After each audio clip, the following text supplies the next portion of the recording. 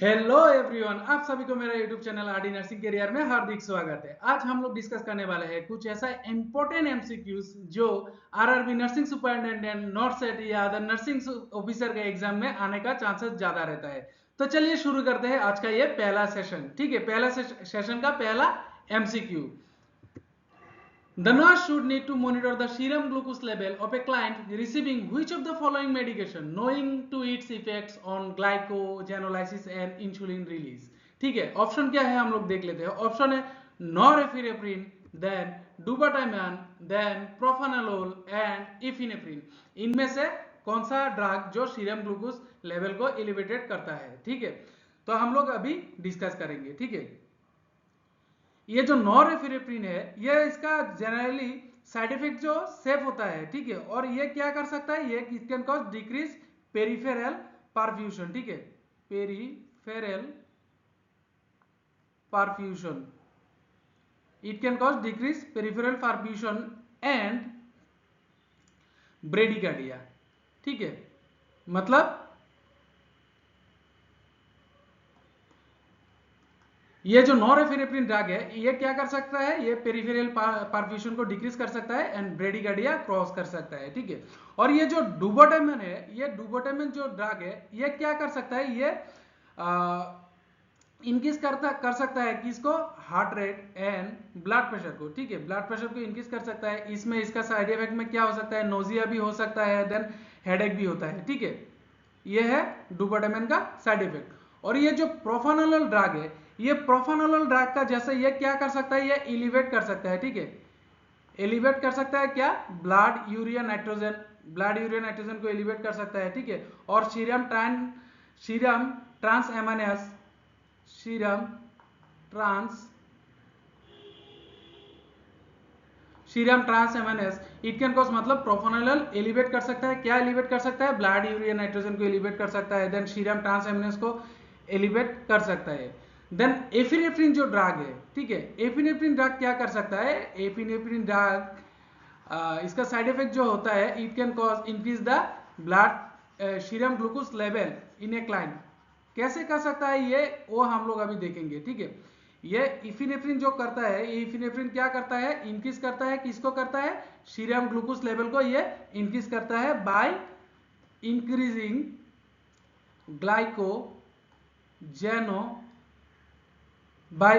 glycogenolysis and inhibiting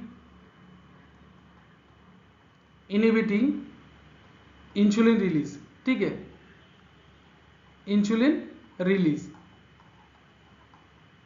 ठीक है, ये जो इफिनेफ्रिन ड्रग है, ये क्या कर सकता है, it can increase serum glucose level by increasing the glycogenolysis and inhibiting insulin release. ठीक है, और ये जो इफिनेफ्रिन ड्रग को हम लोग अगर प्रोलॉन्ग यूज करने से ये क्या कर सकता है, इट कैन एलिवेट क्या एलिवेट कर सकता है, सीरम लैक्टेट लेवल। ठीक है, it can elevate serum lactate level. ठीक है, और समटाइम ये क्या कर सकता है, ये अगर हम लोग जब प्रोलॉन्ग यूज करता है, ये सीरम लैक्टेट लेवल को एलिवेट करके क्या कर सकता है, मेटाबॉलिक एसिडोसिस कर सकता है। ठीक है, और समटाइम ये फॉल्स एलिवेशन करता है, किसका, ब्लड सीरम नाइट्रोजन का, ये फॉल्स एलिवेशन करता है। ठीक है, तो अभी इसमें से हम लोगों का आंसर हो जाएगा D, that is epinephrine is the drug which can increase the serum glucose level. ठीक है, अभी नेक्स्ट जो क्वेश्चन आया है वो क्या है, देखते हैं। Which of the following medication requires close observation for bronchospasm in a client with chronic obstructive pulmonary disease and asthma? ठीक है, मतलब इनमें से कौन सा ड्रग है जो ब्रोंकोस्पाज्म कर सकता है, कौन सा पेशेंट में जिसको क्रोनिक ऑब्स्ट्रक्टिव पल्मोनरी डिजीज है या अस्थमा है। ठीक है, ऑप्शन क्या है, बेपरामिल, देन एमिरॉन, देन इफिनेफ्रिन एंड प्रोफेनोलोल। इनमें से कौन सा ड्रग है जो ब्रोंकोस्पाज्म कर सकता है। ठीक है, तो अभी हम लोग वो देखेंगे। ये जो बेफेनोलिल जो ड्रग है, ये जनरली रेस्पिरेटरी साइड इफेक्ट में इसमें क्या रहता है, इसमें नेजल एंड चेस्ट कॉन्जेशन रहता है। ठीक है, nasal and chest congestion. Nasal chest conversion रहता है, इसमें डिप्सनिया रहता है, ठीक है। देन शॉर्टनेस ऑफ ब्रेथ रहता है इसमें, ठीक है, शॉर्टनेस ऑफ ब्रेथ रहता है और व्हीजिंग साउंड रहता है, ठीक है। मतलब ब्रेफेनलिल का side effect, respiratory side effect क्या है, नेजल एंड चेस्ट कॉन्जेशन होता है, डिस्निया होता है, शॉर्टनेस ऑफ ब्रेथ होता है एंड व्हीजिंग होता है, ठीक है। और ये जो एमिरोन है, एमिरोन ड्रग का क्या होता है, इसका ये क्या कर सकता है, साइड इफेक्ट जो है इंक्रीज कॉन्ट्रैक्टिलिटी, ठीक है, increase contractility and dilation of the vascular smooth muscle, ठीक है। ये क्या कर सकता है, dilation of the vascular smooth muscle. और बाकी दूसरा इतना रेस्पिरेटरी साइड इफेक्ट नहीं होता है एमिरोन ड्रग का, ठीक है। अभी एफिनेफ्रिन और प्रोफेनोलोल का क्या है, अभी हम लोग वो देखेंगे, ठीक है। ये जो एफिनेफ्रिन ड्रग है, ठीक है, ये एफिनेफ्रिन क्या, इसका ये ब्रोंको डायलेशन करता है, ठीक है। एफिनेफ्रिन का साइड इफेक्ट क्या है, ब्रोंको डायलेशन करता है, ठीक है। ये मतलब साइड इफेक्ट नहीं, epinephrine is the epinephrine has the effect of bronchodilation, ठीक है। Epinephrine has the effect of bronchodilation, कैसे करता है, थ्रो स्टिमुलेशन, ठीक है। मतलब एफिनेफ्रिन ड्रग ब्रोंकोडायलेशन करता है, कैसे करता है, थ्रो स्टिमुलेशन, ठीक है। और ये जो प्रोफेनोलोल ड्रग है, ये प्रोफेनोलोल हो या स्मोलोल हो, ठीक है, स्मोलोल और लेबेटोलोल, ये सब जो ड्रग है, ये सब क्या है, इट्स ए ब्लॉकिंग एजेंट, ठीक है, ये ब्लॉकिंग एजेंट है। तो ये ब्लॉकिंग एजेंट है, तो ये क्या कर सकते हैं, ये इंक्रीज क्या कर सकता है, ईआरओए रेजिस्टेंस को इंक्रीज कर सकता है। Due to increase airway resistance it can cause bronchospasm, ठीक है। तो मतलब जिस ड्रग को प्रोफेनोलोल मिल रहा है, उसको उस पेशेंट को ब्रोंकोस्पाज्म होने का चांसेस रहता है, इसलिए हम लोगों को उसको क्लोज ऑब्जर्वेशन करना है। तो इस क्वेश्चन का आंसर हो जाएगा D, that is the propranolol, ठीक है। नेक्स्ट जो MCQ है वो है, the following medication are noted on review of the clients home medication profile, which of the following medication would most likely penetrate or elevated serum digoxin level. इनमें से कौन सा ड्रग है जो सीरम डिगॉक्सिंग लेवल को elevate करता है। तो अभी हम लोग ऑप्शन देखेंगे। ऑप्शन एक है KCL, देन थायरोडेजन, देन क्यूनिडाइन एंड थियोफाइलिन। इनमें से कौन सा ड्रग है that can cause elevate, that can elevate serum glucose level, ठीक है। अभी हम लोग वो देखेंगे। ये जो KCL ड्रग है, ठीक है, अगर किसी पेशेंट को हाइपोकेलेमिया होता है, हाइपोकेलेमिया के वजह से डिगॉक्सिन टॉक्सिसिटी होने का चांसेस रहता है। मतलब hypokalaemia can cause digoxin toxicity, ठीक है। मतलब हाइपोकेलेमिया जिसको होता है उसमें क्या हो सकता है, डिगॉक्सिन टॉक्सिसिटी होता है। उस केस में हम लोग क्या करते हैं, एडमिनिस्टर करता है, क्या एडमिनिस्टर करता है, KCL to prevent this digoxin toxicity, ठीक है। मतलब हाइपोकेलेमिया को ठीक करने के लिए हम लोग KCL देते हैं, ठीक है। और ये जो थायराइड जो एजेंट जो है, जो थायराइड एजेंट होता है, ये क्या करता है, डिक्रीज करता है डिगॉक्सिन लेवल को, डिक्रीज करता है। थायराइड एजेंट डिगॉक्सिन लेवल को डिक्रीज करता है, ठीक है। और ये जो क्विनिडान है, ये क्या करता है, ये इंक्रीज करता है डिगॉक्सिन लेवल को, डिगॉक्सिन लेवल को इंक्रीज करता है ड्रामेटिकली, ठीक है। तो अभी इस क्वेश्चन का आंसर हो जाएगा C, that is quinidine is a drug, ठीक है, दैट कैन इंक्रीज और elevate serum digoxin level in a patient, ठीक है। अभी नेक्स्ट जो क्वेश्चन है वो है, the client diagnosed with coronary artery disease, ठीक है। The nurse anticipate the complication of bradycardia with occlusion of which coronary artery, ठीक है। मतलब कोई एक पेशेंट है जिसको कोरोनरी आर्टरी डिजीज डायग्नोस हुआ है, अभी इसमें उसको कॉम्प्लिकेशन हुआ है ब्रेडिकार्डिया। अभी कौन सा कोरोनरी आर्टरी के लिए ये हुआ है वो अभी हम लोगों को देखना है, ठीक है। ऑप्शन क्या है, right coronary artery, then left main coronary artery, circumflex coronary artery and left anterior descending coronary artery. इनमें से कौन सा कोरोनरी आर्टरी है? ठीक है, ये जो राइट कोरोनरी आर्टरी है ये साइनस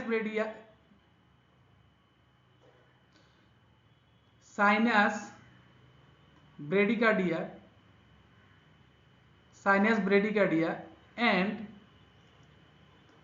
एट्रियोवेंट्रिकुलर हार्ट ब्लॉक्स ये are usually seen in right coronary artery. मतलब राइट कोरोनरी आर्टरी में क्या होता है? Sinus bradycardia and atrioventricular heart blocks are usually seen in the right coronary artery occlusion. ठीक है, ठीक है।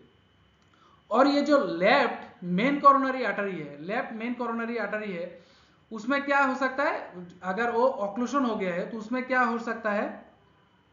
अगर लेफ्ट मेन कोरोनरी आर्टरी का ऑक्लूशन हो गया है उसमें क्या हो सकता है? बंडल ब्रांच ब्लॉक हो सकता है। ठीक है, बंडल ब्रांच ब्लॉक। ठीक है, उसमें मतलब बंडल ब्रांच ब्लॉक हो सकता है। एंड उसमें हम लोग को और दूसरा क्या चीज दिखाई दे सकता है? उसमें प्रीमेच्योर वेंट्रिकुलर कॉन्ट्रैक्शन हम लोगों को दिखाई दे सकता है। ठीक है, premature ventricular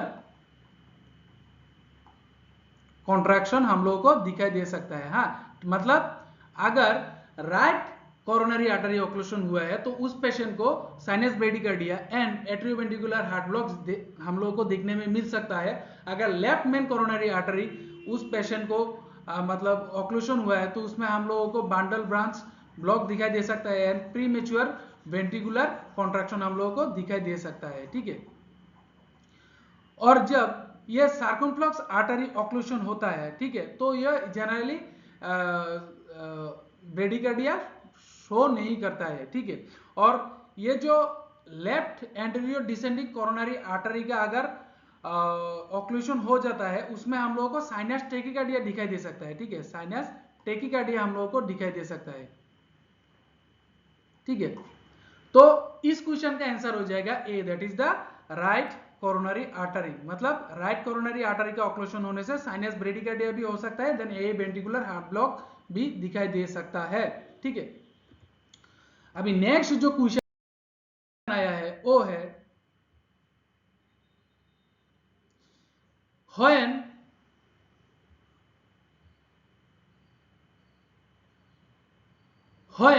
inspecting a cardiovascular client, the nurse note that he needs to sit upright to breathe. ठीक है, this behaviour is most indicative of. मतलब कोई पेशेंट कार्डियोवास्कुलर पेशेंट है उसको मतलब कोई कार्डियोवास्कुलर पेशेंट को अगर नर्स इंस्पेक्ट कर रहा है तो अभी उसको दिखाई दे रहा है तो उसको ब्रीथ लेने के लिए अपराइट पोजीशन में बैठना है। ठीक है, तो ये बिहेवियर क्या इंडिकेट करता है? ठीक है, तभी ऑप्शन है पेरिकार्डाइटिस, सेकंड है एंजाइटी, थर्ड है कंजस्टिव हार्ट फेलियर एंड एंजीनिया। इनमें से आंसर कौन सा है हम लोगों को देखना है। ठीक है, ये जो पेरिकार्डाइटिस होता है ये पेरिकार्डाइटिस जनरली मतलब यूजुअली कैन कॉज डिस्पनिया। ठीक है, डिस्पनिया, ये pericarditis can cause dyspnoea but primarily cause chest pain. मतलब पेरिकार्डाइटिस होने से उस पेशेंट को डिस्पनिया होता है लेकिन प्राइमरीली कॉस्ट क्या कर सकता है? चेस्ट पेन ये प्राइमरीली कर सकता है। ठीक है, आफ्टर दैट डिस्पनिया होता है। ठीक है, और ये जो anxiety can cause dyspnoea resulting in shortness of breath. मतलब अगर किसी पेशेंट को एंजाइटी है तो इस कैन कॉज डिस्पनिया, मतलब डिस्पनिया कॉज कर सकता है, उसके वजह से क्या हो सकता है? शॉर्टनेस ऑफ ब्रेथ हो सकता है। ठीक है, और ये जो कंजस्टिव हार्ट फेलियर है, हाँ, द इनएबिलिटी टू ऑक्सीजनेटेड, ठीक है, वेल विदाउट बीइंग अपराइट, ठीक है, is most indicative of congestive heart failure. मतलब किसी पेशेंट को अगर वो उसको ऑक्सीजन नहीं ले सकता है अच्छे से, अगर वो वेल सिट नहीं होता है अपराइट पोजीशन में, तो ये यूजुअली कौन सा सिम्टम, कौन सा डिजीज का साइन होता है? यूजुअली साइन होता है कंजस्टिव हार्ट फेलियर का ये साइन होता है। ठीक है, और ये जो एंजीनिया है ये एंजीनिया प्राइमरीली क्या कॉज करता है? प्राइमरीली चेस्ट पेन करता है। ठीक है, ये प्राइमरीली चेस्ट पेन करता है। अगर any shortness of breath associated with angina, मतलब शॉर्टनेस ऑफ ब्रेथ है और उसको एंजिनिया होता है, तब उसमें क्या हो सकता है, वो बॉडी पोजीशन के वजह से ये जनरली नहीं होता है, ठीक है। शॉर्टनेस ऑफ चेस्ट पेन है, शॉर्टनेस ऑफ ब्रेथ, वो जनरली बॉडी पोजीशन के वजह से नहीं होता है, वो दूसरा कोई उसको डिजीज हुआ है इसलिए उसको ऐसा हो रहा है। तो बॉडी पोजीशन के लिए जो हो रहा है वो होगा कंजस्टिव हार्ट फेलियर में। जिस पेशेंट को कंजस्टिव हार्ट फेलियर है तो अभी उसको अच्छे से ऑक्सीजन लेने के लिए अपराइट पोजीशन में बैठना पड़ेगा, ठीक है। तो आंसर है सी। अभी नेक्स्ट जो क्वेश्चन है वो है, इन assessing cardiovascular client with progression of aortic stenosis, the nurse should be aware that there is typically, इसमें सॉरी आंसर भी आ गया है, तो अभी हम लोग अभी डिस्कस करेंगे ये जो ऑप्शन दिया है, 4 ऑप्शन दिया है, इसमें से ये ऑप्शन कौन सा डिजीज के लिए होता है। और ऑप्शन तो यहाँ पे पता ही चल गया है, cardiovascular with progression of aortic stenosis, तो ये हो गया increase left ventricular systemic pressure and hypertrophy, ठीक है।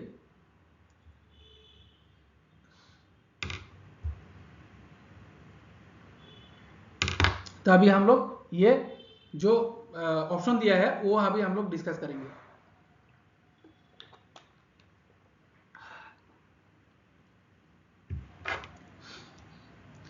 ये जो decrease pulmonary blood flow and cyanosis बोला है, ठीक है, ये जनरली हम लोग को किस चीज में दिखाई दे सकता है, ये जनरली हम लोग को पाल्मोनरी स्टेनोसिस में दिखाई दे सकता है। पाल्मोनरी स्टेनोसिस में ये जनरली दे सकता है और दिखाई दे सकता है, और पाल्मोनरी कंजेशन हो या इडिमा और माइट्रल स्टेनोसिस में यह कॉज दिखाई दे सकता है। Pulmonary congestion then oedema and mitral stenosis में ये सिम्टम हम लोगों को दिखाई दे सकता है, that is decrease pulmonary blood flow and cyanosis, ठीक है। और ये जो increase pulmonary vein and pulmonary oedema बोला है, ये कौन सा डिजीज में दिखाई देता है वो भी हम लोग देखेंगे। Increase pressure in the pulmonary vein and pulmonary oedema, ठीक है। ये सिम्टम जनरली हम लोग को कौन सा डिजीज में दिखाई दे सकता है, मेट्रल स्टेनोसिस में ये जनरली हम लोगों को दिखाई दे सकता है, ठीक है। अगर किसी पेशेंट को मेट्रल स्टेनोसिस हुआ है उस केस में increase pressure in the pulmonary vein and the pulmonary oedema हम लोगों को दिखाई दे सकता है। और ये लेट साइन होता है कि इसका एओर्टिक स्टेनोसिस का लेट साइन होता है, ठीक है। एओर्टिक स्टेनोसिस का लेट साइन ये होता है, मतलब increase pressure in the pulmonary vein and the pulmonary oedema, ये लेट साइन होता है किसका, एओर्टिक स्टेनोसिस का, ठीक है। और ये जो सिस्टेमिक एंड्रोजमेंट बोला है, ठीक है, जो ये सिस्टेमिक एंड्रोजमेंट बोला है, ये हम लोगों को जनरली कौन सा सिम्टम में दिखाई दे सकता है, primarily it can seen in the right sided heart valve dysfunction. अगर किसी पेशेंट को right sided heart valve dysfunction हुआ है उस केस में हम लोगों को सिस्टेमिक एंड्रोजमेंट दिखाई दे सकता है, ये सिम्टम शो कर सकता है, ठीक है। Increase pulmonary ventricular systemic pressure and hypertrophy जो है वो जनरली एओर्टिक स्टेनोसिस में दिखाई दे सकता है। और अगर ये सिम्टम है, मतलब लेफ्ट वेंट्रिकुलर हाइपरट्रोफी है किसी पेशेंट को, तो ये क्या कर सकता है, अगर लेफ्ट वेंट्रिकुलर हाइपरट्रोफी है किसी पेशेंट को, ये क्या कर सकता है, ये इंक्रीज क्या कर सकता है, muscle mass and overcome stenosis, ये क्या कर सकता है, मसल मास को इंक्रीज कर सकता है, ठीक है। तो इस क्वेश्चन का होगा in assessing cardiovascular client with the progression of the aortic stenosis the nurse should be aware that there is typically increase left ventricular systemic pressure and hypertrophy, तो आंसर हो जाएगा इसका डी, ठीक है। और ये जो सिस्टेमिक वेनस एंग्रोजमेंट है ये हम लोगों का right sided heart valve dysfunction में दिखाई देता है, ठीक है। तो जैसे कि नॉर्सेट का एग्जाम ऑलरेडी हो गया है, अभी आप लोगों को मेनली फोकस करना होगा आरआरबी नर्सिंग सुपरिटेंडेंट के लिए, और हम लोगों का नॉर्सेट का एग्जाम नेक्स्ट ईयर आने वाला है मार्च या अप्रैल में, ठीक है। तो अभी फिलहाल आरआरबी नर्सिंग सुपरिटेंडेंट का एग्जाम होने वाला है, 1-2 महीने के अंदर में ये एग्जाम होने वाला है, तो उसमें ध्यान में रखते हुए हम लोग अभी ये इंपॉर्टेंट एमसीक्यूज करेंगे। तो जो मेरा ये यूट्यूब चैनल में नया है, मतलब नया व्यूअर्स है, मेरा यूट्यूब चैनल को सब्सक्राइब जरूर कर दीजिएगा और आप लोगों फ्रेंड लोगों के साथ शेयर जरूर कर दीजिएगा, उन लोगों को भी मोटिवेशन मिलेगा और मुझे भी मोटिवेशन मिलेगा अच्छा MCQ सिलेक्ट करने के लिए और आप लोगों को उसका एक्सप्लेनेशन देके वो यूट्यूब में अपलोड करने के लिए। तो थैंक्स फॉर वॉचिंग, जय आई